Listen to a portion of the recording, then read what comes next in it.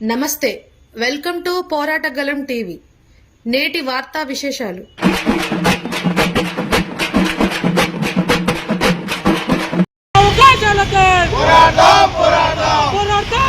ఉపాధి హక్కుల సాధనకై సమాఖ్య 66వ ఆవిర్భావ దినోత్సవం సందర్భంగా తీవ్రవాదాన్ని వ్యతిరేకిస్తూ ప్రతిజ్ఞ చేస్తున్నాం.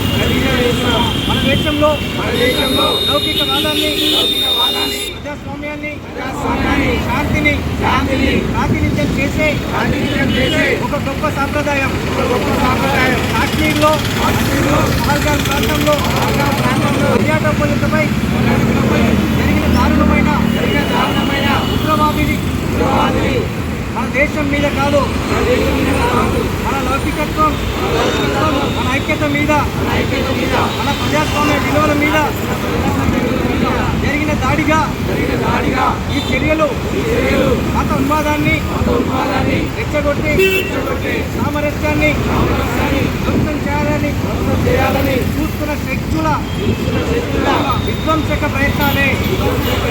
ఇలాంటి పరిణామాల పట్ల మన యువత అప్రమత్తంగా చైతన్యంగా స్పందించాలి. మనం లౌకికతకు, శాంతికి, సంఘీభావానికి చిహ్నాలుగా నిలవాలి. అసహనం కంటే అవగాహన, ద్వేషం కంటే ప్రేమ, అసహనం కంటే సంయమనం అనే సందేశాన్ని ముందుకు తీసుకెళ్లాలి. ఇలాంటి చర్యల పట్ల యువత అసహన భావాలను ఖండించాలి. ప్రజాస్వామ్య విలువలను బలోపేతం చేయాలి. ఏ రూపంలో ఉన్నా ఏ మత మౌఢ్యాన్ని తృణీకరించాలి. శాంతి, ఐక్యత, సత్యత కోసం నిలబడాలి. దేశ సమైక్యత, సమగ్రత, సార్వభౌమాధికారాన్ని కాపాడుకుందామని మనందరం ఈ ప్రతిజ్ఞ చేస్తున్నాం. కామ్రేడ్స్, అఖిల భారత యువజన సమాఖ్య 66వ ఆవిర్భావ దినోత్సవం సందర్భంగా ముందుగా ఈ జెండా ఆవిష్కరణలో ఏర్పాటు చేసినటువంటి ఏఐవైఎఫ్ హైదరాబాద్ జిల్లా కమిటీకి ముందుగా విప్లవందనాలు.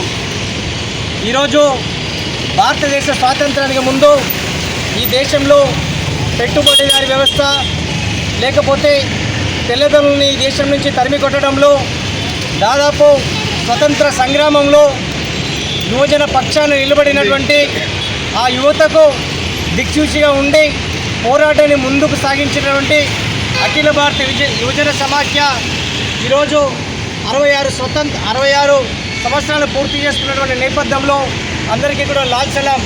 ఎందుకంటే ఈ దేశంలో ఉన్నటువంటి పెట్టుబడిదారీ వ్యవస్థ, లౌకిక వ్యవస్థని కాపాడడం కోసము, దేశభక్తిని పెంపొందించడంలో, దేశ స్వతంత్ర ఫలాలు అందరికీ సిద్ధించడానికి ఏఐవైఎఫ్ 1959 మే 3వ తారీఖున ఆవిర్భవించింది.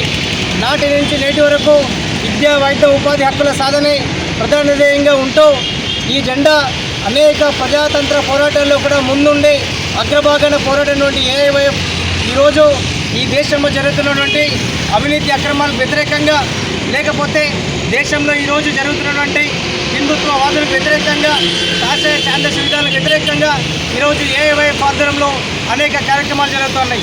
కానీ ఈరోజు రాష్ట్ర కేంద్ర ప్రభుత్వాలు యువజన రంగానికి అందించినటువంటి నిధుల్ని ఈరోజు పూర్తిగా నిర్లక్ష్యం చేస్తూ ఉన్నారు. అందుకు ఈ 66వ వ్యవస్థాపక దినోత్సవం సందర్భంగా మనం ప్రతిజ్ఞ కూడాల్సిన అవసరం ఉంది. ఈ వ్యవస్థాపక దినోత్సవం సందర్భంగానే మన అనేక పోరాటాలను కూడా తీసుకోవాల్సిన అవసరం ఉంది.